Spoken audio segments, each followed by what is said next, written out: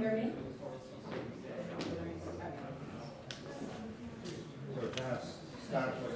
Okay then.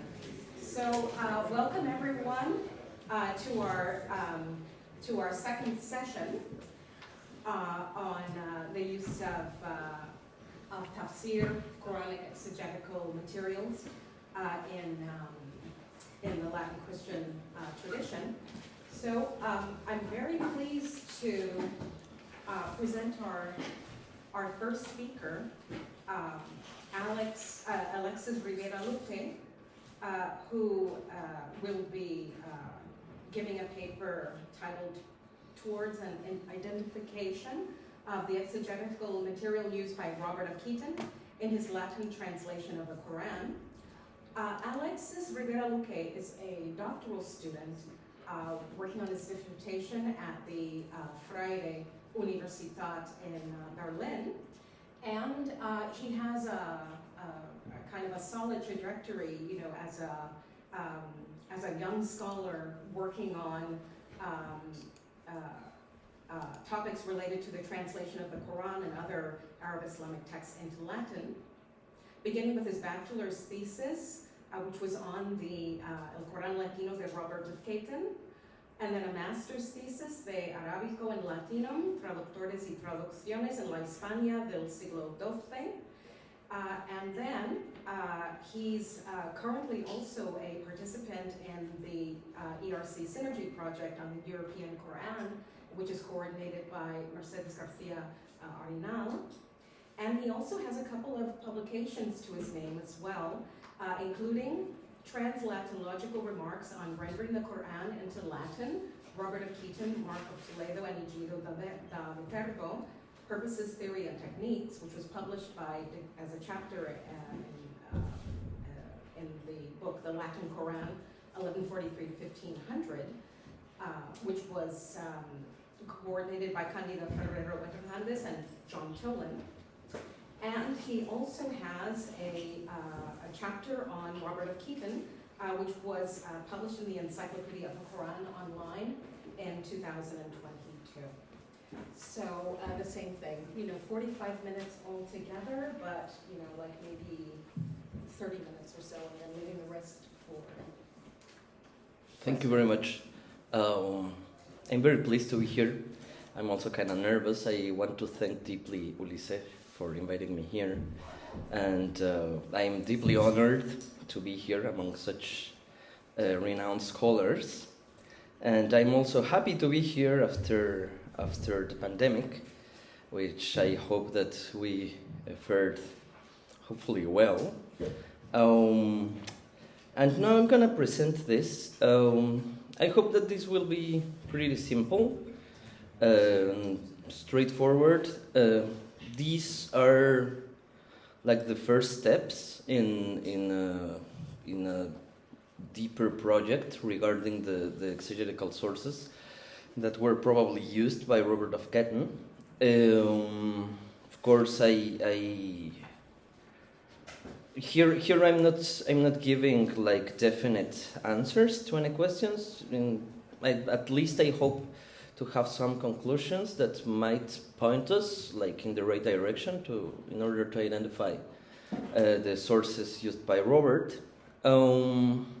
Just as an introduction, I might say that like earlier I had this somehow naive idea that Robert used the tafsir by at-Tabari.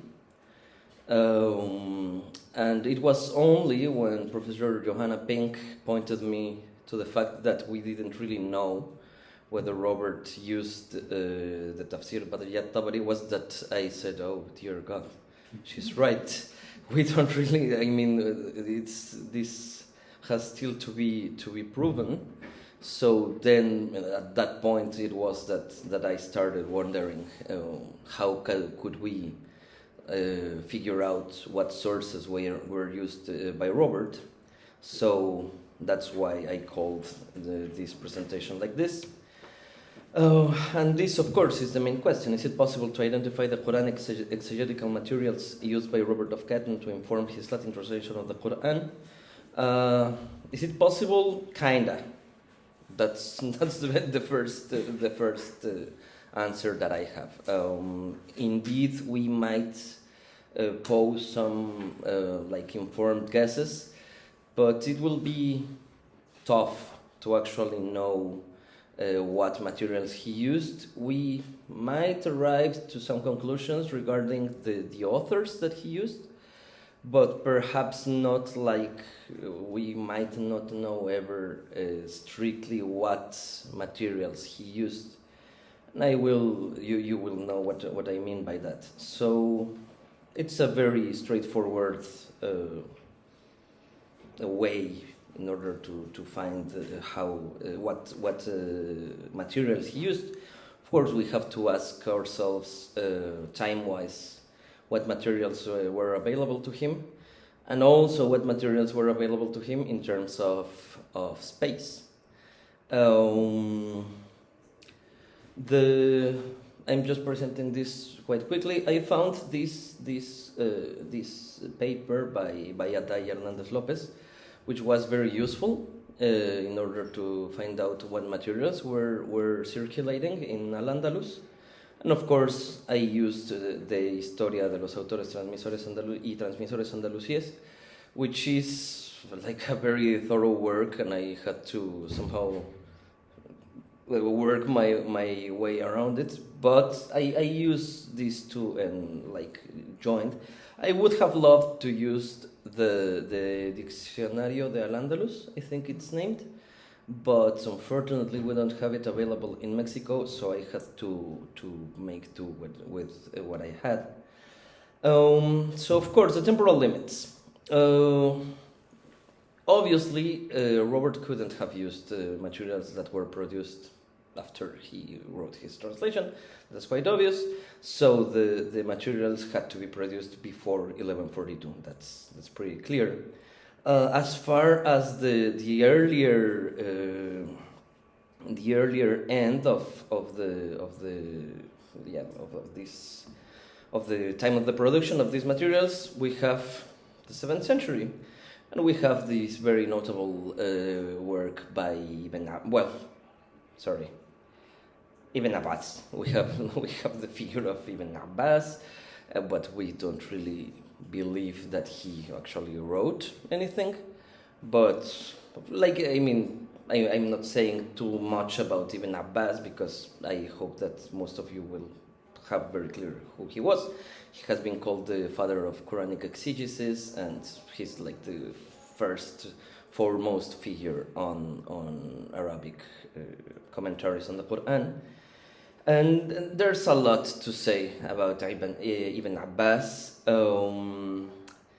What's the weirdest is that we have compilations about his commentaries.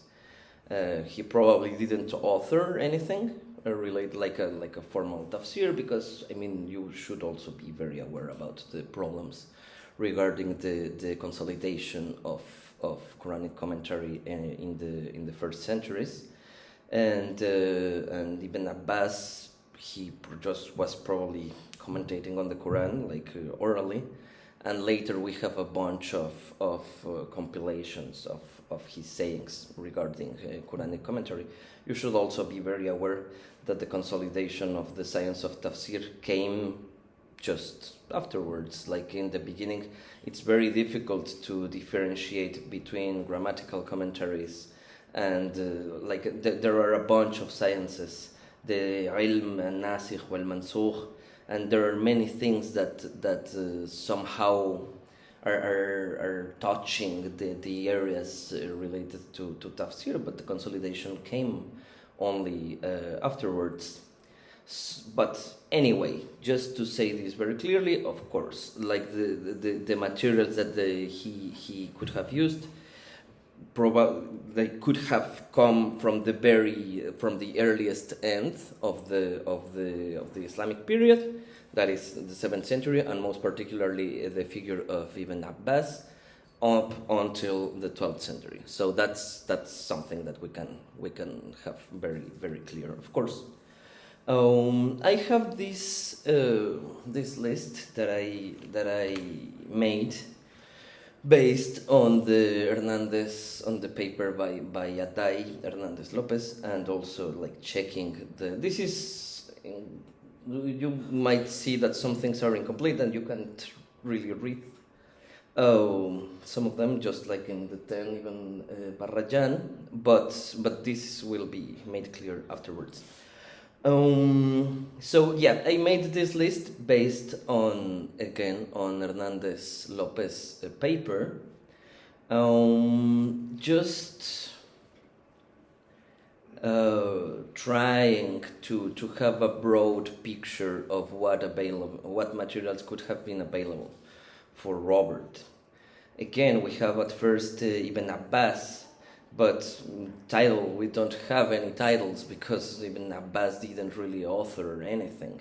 We do have several compilations to this day, but it's tough to actually figure out what materials were actually circulating in Al-Andalus.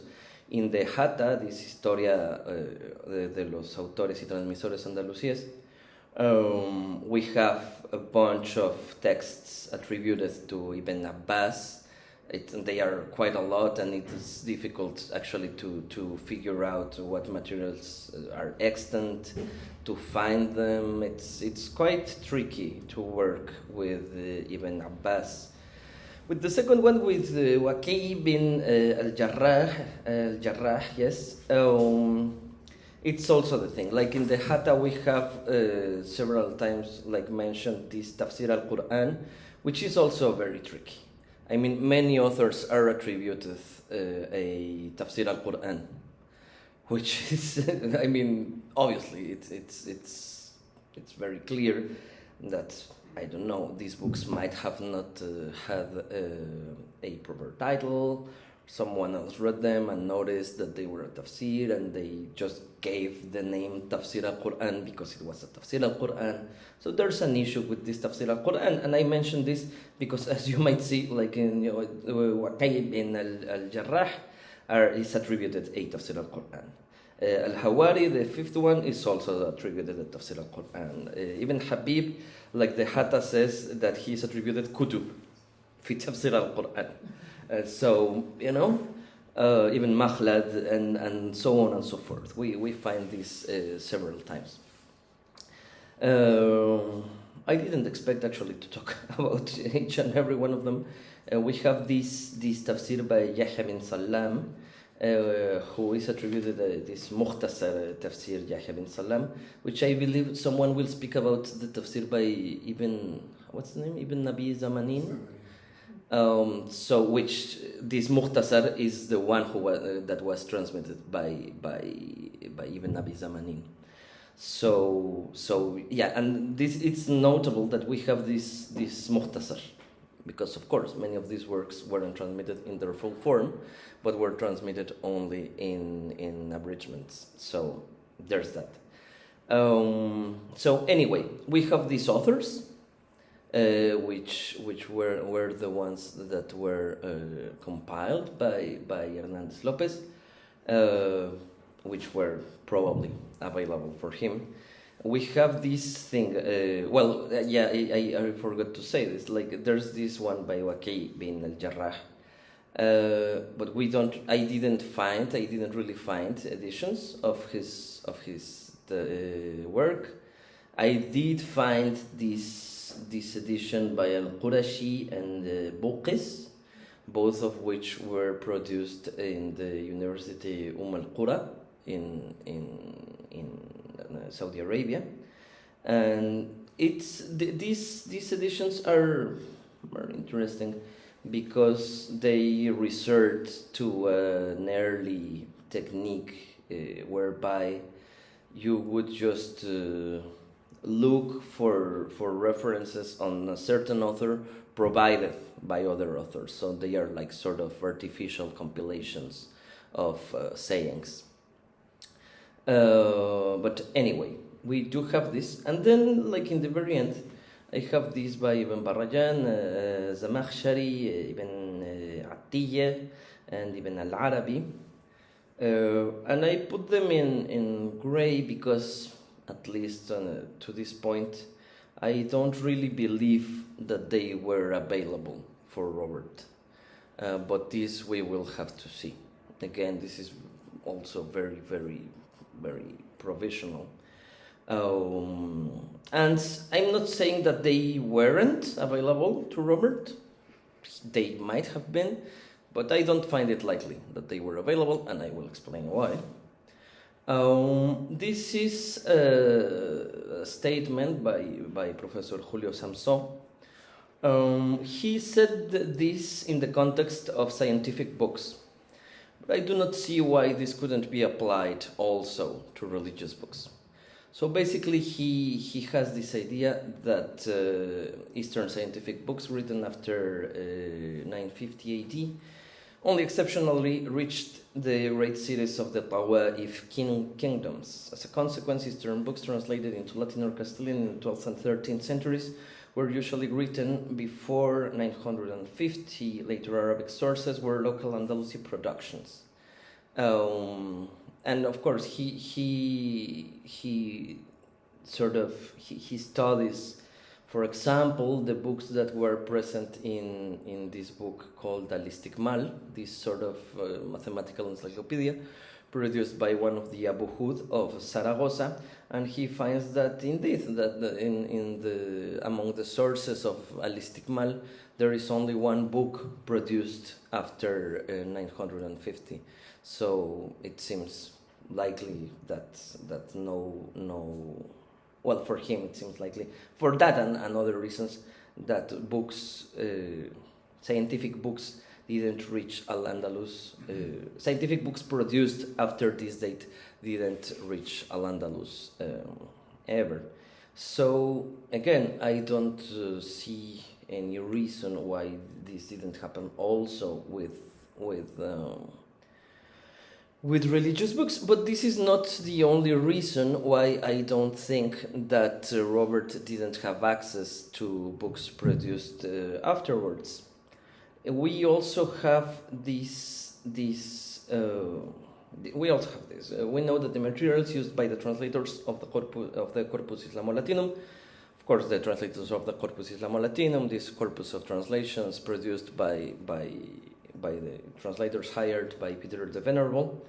We know that these materials probably came from the library of Michael, Bishop of Tarazona, which in turn were probably acquired in Rueda de Jalón, where the Banu Hud of the Ta'ifa of Saragossa sought refuge after their expulsion from the city by the Almoravids in 1110. So this is also a thing that this, at least from 1110 onwards, Neo-Arabic materials were probably no longer traveling to the area of the upper march Thagara al-A'la of Al-Andalus. So this is the thing, that after the Banu Hud, like, if this is, of course, there are many ifs here, of course. I'm aware of that, and I'm aware that that's a problem. But I think that it's an educated guess. The translators had to acquire their materials from someplace. This place was likely the library of this, and library. This is also perhaps even an overstatement in regards of the materials of the Arabic materials that could have been at the disposal of Michael of Tarazona. But they would have had to acquire their materials from someplace. So it is my guess that the materials were not, at least from the information that we have of the Banu Hud, it doesn't seem that materials were traveling northwards, and like the evidence that we do have points in the other direction. Literally and metaphorically, points to the fact that materials were traveling southwards by that point. Because we know that the materials of the library of the Banu Hud were traveling first to Rueda de Jalón and then to Toledo at some point. And some of those materials have been positively identified as ones translated by Gerardo de Cremona later in Toledo. So it seems likely that they were traveling south. But again, this is these are just some notions, trying to figure out what happened with them. I just put the map just to see very clearly that, yeah, like the materials, as far as we know, they were, like the Banu Hud were active in Zaragoza. The materials apparently traveled to Rueda de Jalón, where from the Bishop Michael probably took some, and then they probably traveled south to Toledo. So we have that. Then this is like the like without those authors, the list that we now provisionally have. You know, like we come from this part where we had Ibn Barrajan, As-Samakhshari, Ibn Atiyah, and Ibn al-Arabi. Again, I have to be very clear about this. I'm not saying, I'm not giving this very positive statement that Robert did not use these materials. This has to be proven by checking, by comparing the translation, by figuring out what parts of Robert's translation were taken from the tafsir, and we do have to perform a systematic comparison between the translation, the Qur'an, and the tafsir in order to figure out what parts of the translation came from the tafsir, and we have to compare these parts to the tafsir to actually figure out what materials he could have used. But again, I mean, this I'm not ruling out the possibility that Robert did use these ones, but we will have to see whether he actually did or not. But like continuing my idea, if he actually didn't use, if those last tafasir weren't available to him, he might have used some of this. I also have to say that in this first period, at least in Ibn Abbas, in the case of Ibn Abbas, or in the time of Ibn Abbas and Waqi bin al-Jarrah, Hernandez Lopez, he says that some books of the Meccan school of tafsir were circulating in Al-Andalus, and he mentions Ibn Abbas and he mentions Waqi bin al-Jarrah, but he doesn't say that these were the only books of a so-called Meccan school of tafsir. So I will actually have to figure out what other early materials were available for them. Also, we have to notice that At-Tabari only appears until late third. We already know that, but this is quite something, because I mean, the tafsir by At-Tabari was like the crown of early tafsir works. So anything before At-Tabari has some issues some way or another. For example, we do have this issue with this, number 5, number 6, and number 7 by Al-Hawari, by Ibn Habib, by Ibn Makhlad, which apparently, at least according to Hernandez Lopez and to our current knowledge, they are not, we don't have them available as of yet. They might be around there, but we haven't identified them.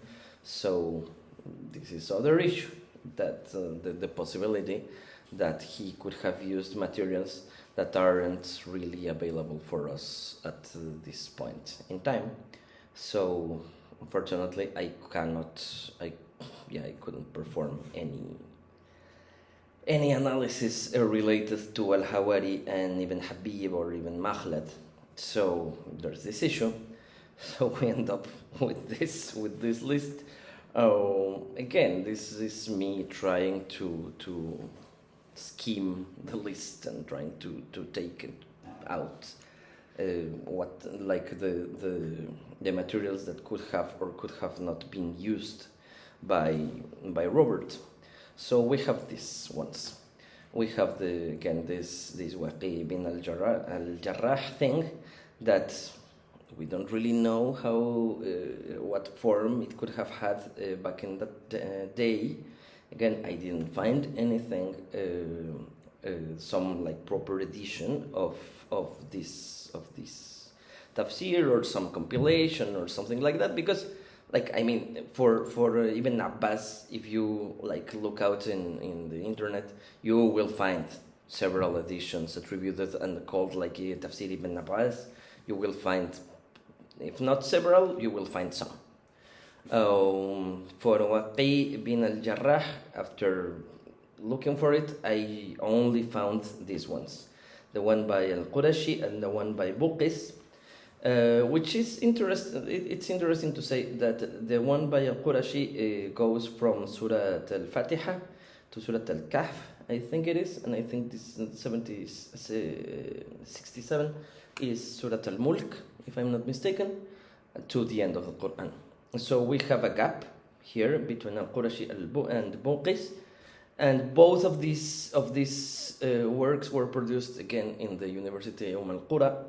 So I would imagine that there should be some work between, like dealing with this gap, but I couldn't find anything.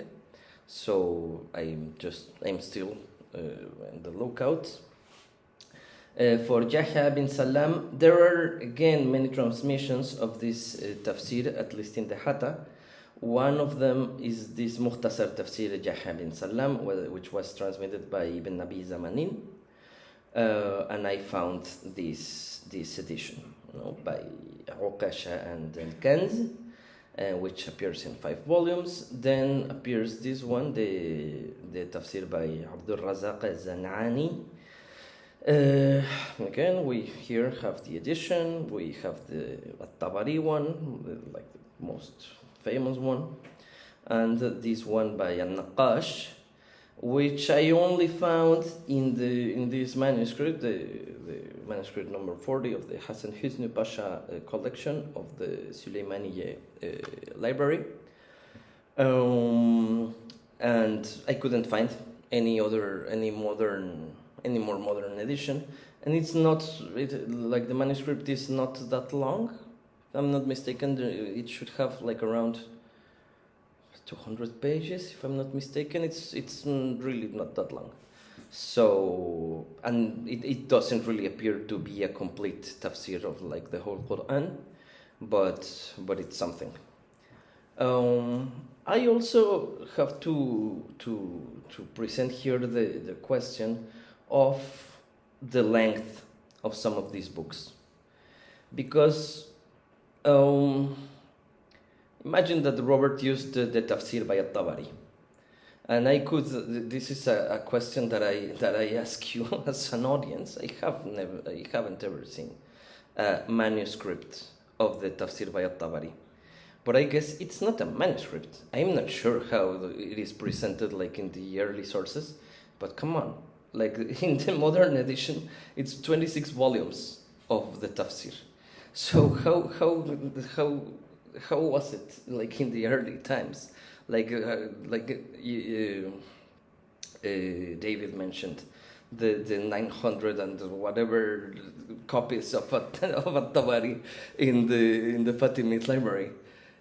What are we supposed to imagine, that they had 900 copies of a book that spanned 30 volumes?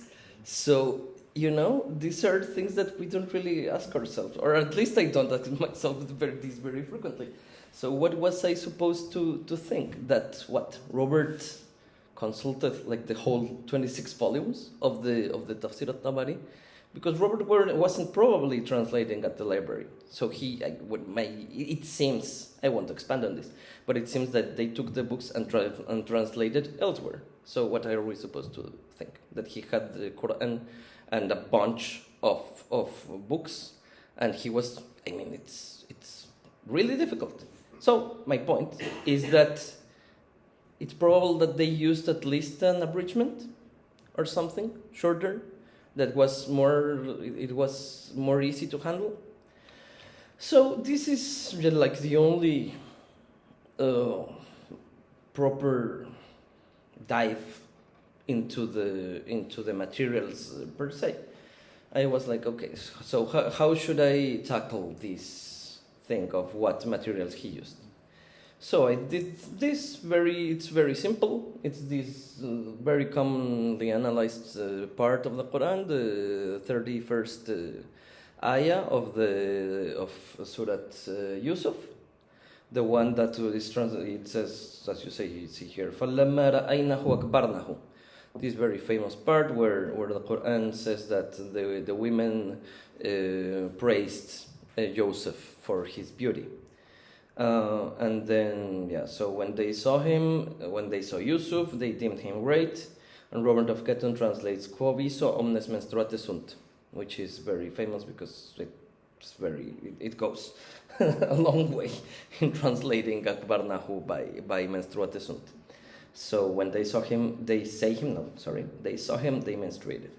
So this does not appear in Waqi bin al-Jarrah editions. This doesn't also appear in Ibn Abi Zaman in Mukhtasar of Yahya bin Salam.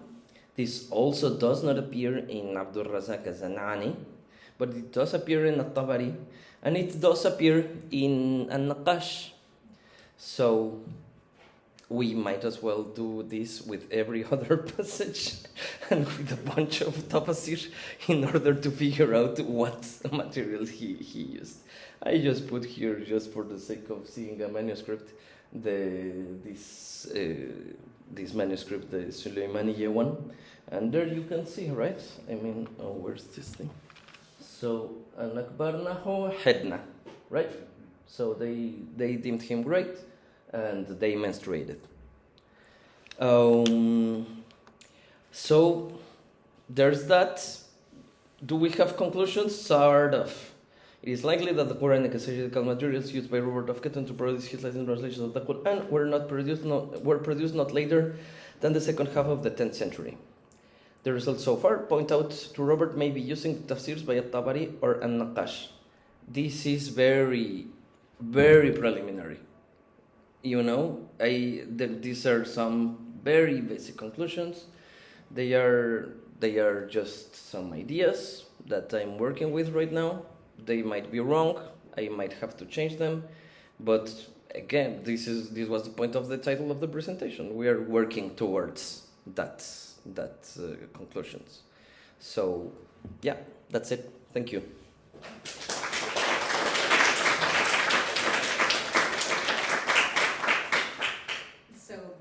Thank you very much for that, and I think you've, if nothing else, you've helped us to understand, just how difficult this process is in terms of trying to discern, what sorts of sources they may have been at hand, and so this sort of process of elimination is, we'll see to what extent that was a useful methodology.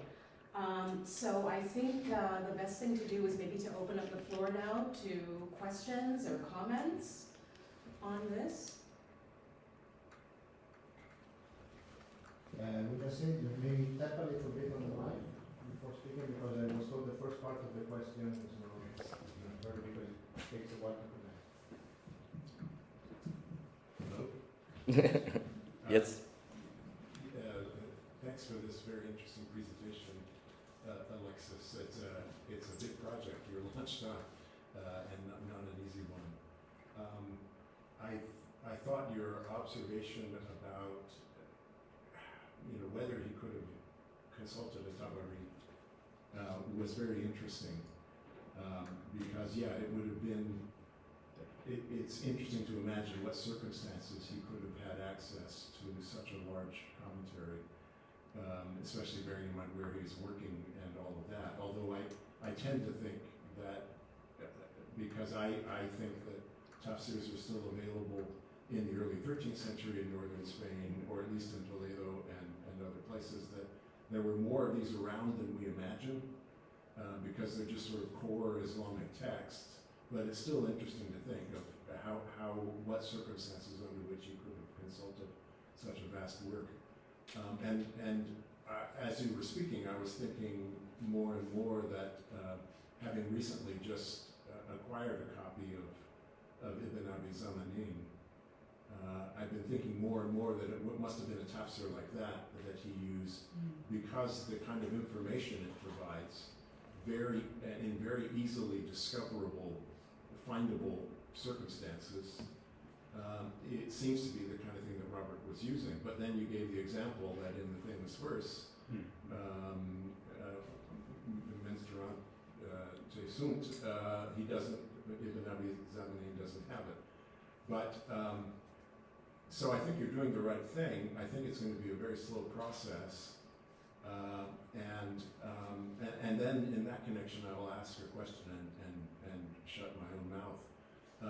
What role, and I've always wondered about this, we have this shadowy figure of Muhammad that's part of the team.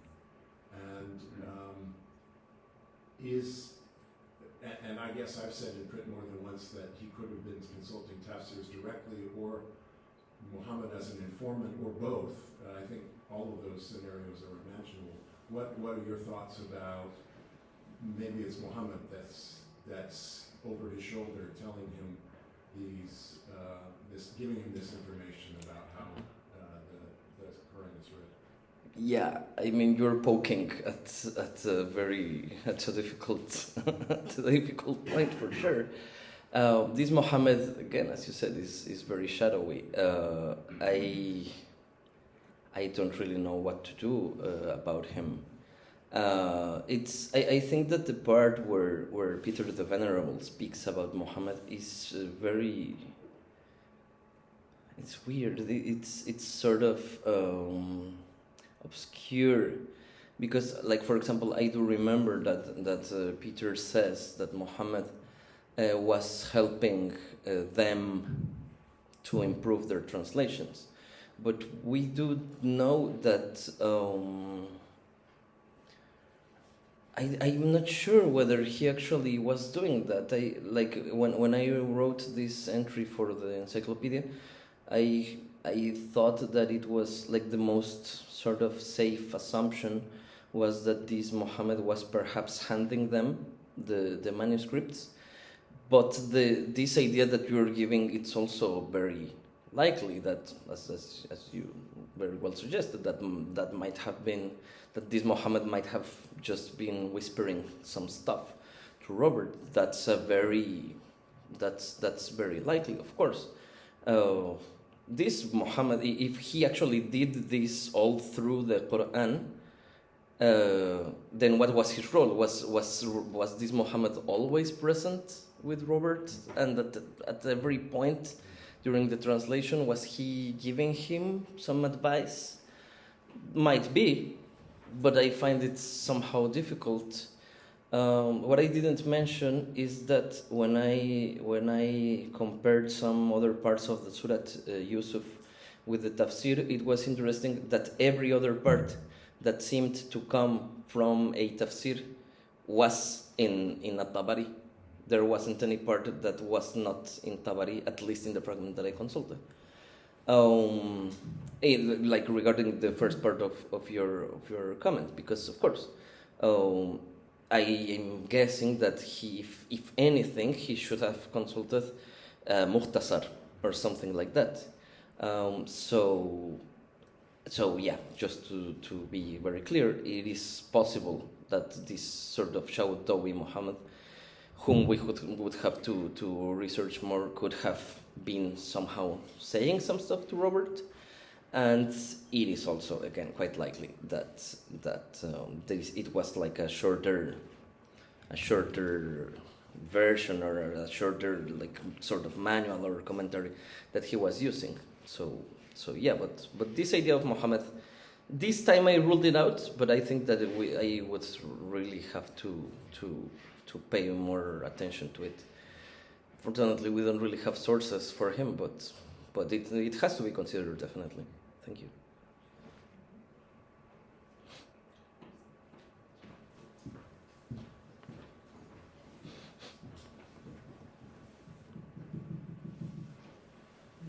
Yeah, thank you very much for your talk.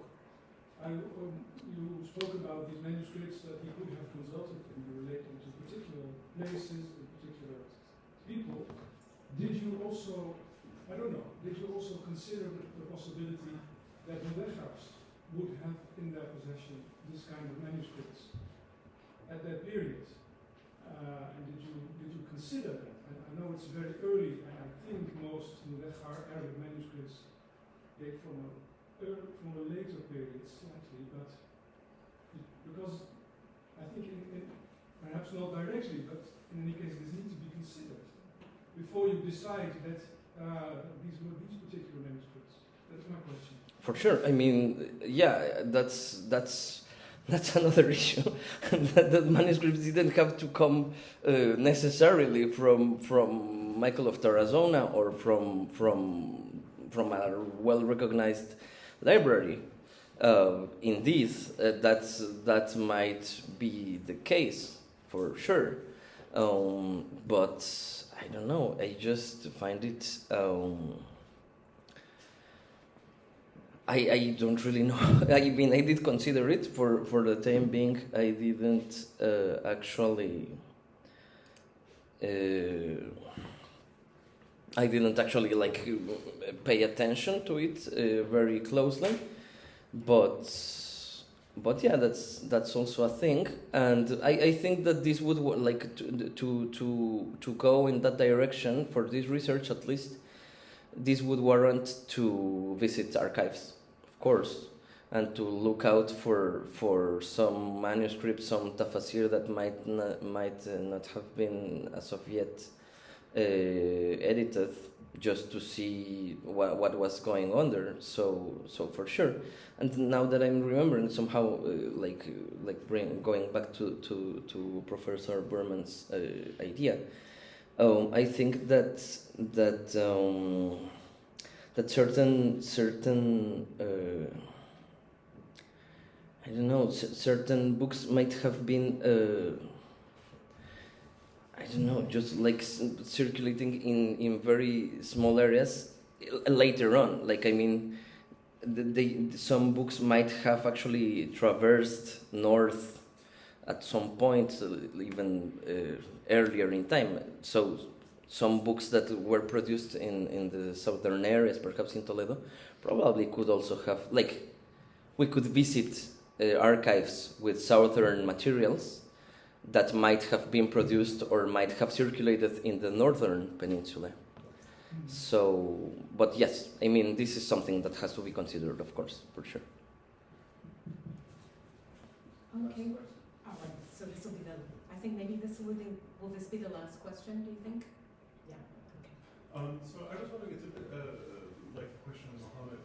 What do you think that the use of tafsir for Robert can look like in practice? Like if we were to look over his shoulder, what would he be doing? And I asked that in part because of the example of this 1231. One thing that's striking about it is that it's in a sense superfluous. It's not, you can understand and translate the text without recourse to the commentary in this case, and the commentary adds additional information, which would seem to suggest that there's a consistent reading of the commentary, as opposed to, say, a reading of commentary only in moments where there's confusion. So are there other instances like that where we might be able to recreate the context or specific practices in which the tafsir is concerned? I'm not really sure whether this we would have to see in a full analysis of the full translation. That's for sure. As you mentioned, this is quite correct, and we all know about it. It seems to be that Professor Burman put it very, very nicely in his tafsir and translation. He says something around the lines of, I imagine him with the Qur'an on one side and the tafsir on the other, and it does seem that Robert was actually going through the original Qur'an and the tafsir. This seems to be very true. To be completely honest, I don't think that Muhammad existed at all.